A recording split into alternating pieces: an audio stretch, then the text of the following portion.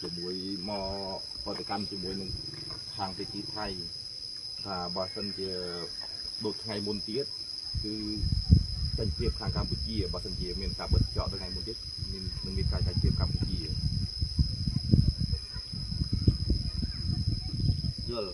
ปัตเตะเอาไว้ได้ยังบรรจุเก็บในมุนตาม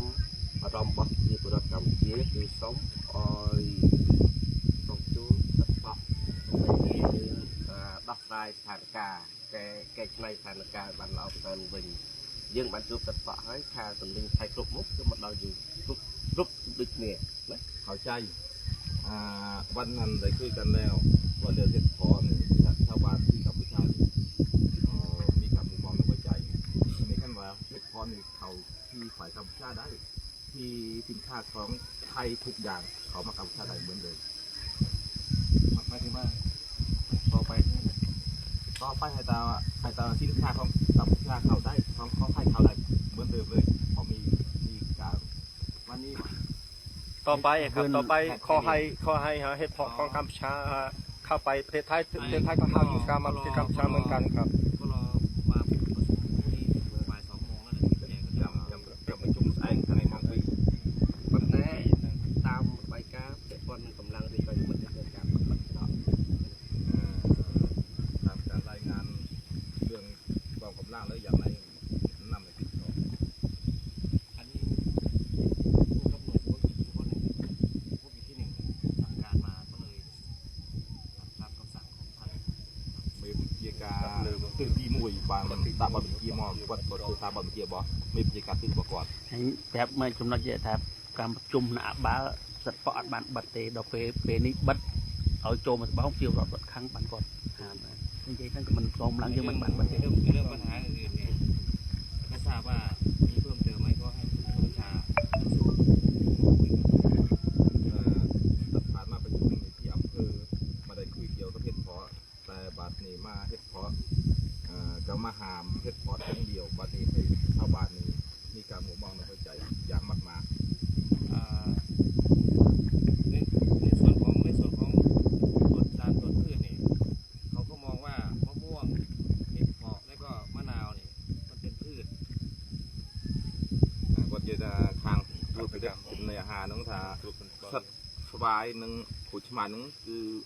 เมียนจุ่มงือมีโรคใบทอมเจียดนะใบทอมเจียดของผมมาธรรมชาติแต่หลายปีมามันได้บ่เคยมีเชื้อมีอะไรมีอะไรมันไม่มีอันนี้ก็ไม่รู้ไอ้ข้อกฎหมายของตรวจพืชเหมือนกันว่าเขาเพิ่งมาเข้ามาเยอะขึ้นเขานำไปวิจัยเยอะขึ้นแล้วก็เขาควบคุมก็คือที่ไม่อนุญาตให้เข้าคือมะม่วงแต่ที่จะเข้าได้ก็คือต้องมีใบอนุญาตก็เลยต้องให้ทำใบอนุญาตหรือใบขนส่งนี่ได้คุยแล้วเท่ากันเข้าใจกันแล้ววันนั้นนะแต่พ่อตะขอว่าทำไหนจะทำใบอนุญาตใบโตที่สีหาตรงนี้ขออารมณ์มาลุยคือบันคือบันสุกลสุกกิจกรรมถ้ามีเยอะก็คือต้องมีใบอนุญาตข้ามเดี๋ยวถ้าไม่เยอะก็ข้ามได้นี่อยากให้ทั้งทีนี้ช่วยอารมณ์มาลุยว่าทั้งสีหาตรงทั้งที่ตรงนี้ขอไปอารมณ์มาลุยในกันติดต่อยมันทำใบโตยังไงสีหาตรงตรงไปทำไหมเอาแล้วก็ถ้าเอาข้อมูลตรงนี้ไปคุยให้ผู้ใหญ่คุยกันครับเพื่อจะให้บางไทยเข้าใจด้วยว่าสีหาตรงเนี่ยทำใบโตยังไงถ้า4-5 ถุงนี่มันไม่เยอะก็คือขายฝั่งกัมพูชาแล้วก็ปล่อยคนไทยไปซื้อแบบนี้เลยเข้าใจอยู่แต่มีคนแบบเมื่อที่มันคือหาถุงเอาไปว่าซื้อขายที่นำยืนพอบ่าลูกรวยกันมาทำที่ใบไโตอะไรนะพอบ่าลูกรวยกันนั้นมันไม่เยอะไม่เยอะนะครับบุญปรามทองนึงโสมออยอาชีพสายยุกโยลบุญปรามทองนั้นบัตรเธอลิขิตนมจริงนมโจเต้ไปพวกบุญปรามทองเก็บเธอออยเต้ไปติ๊กเป๊กอันนั้นสำหรับ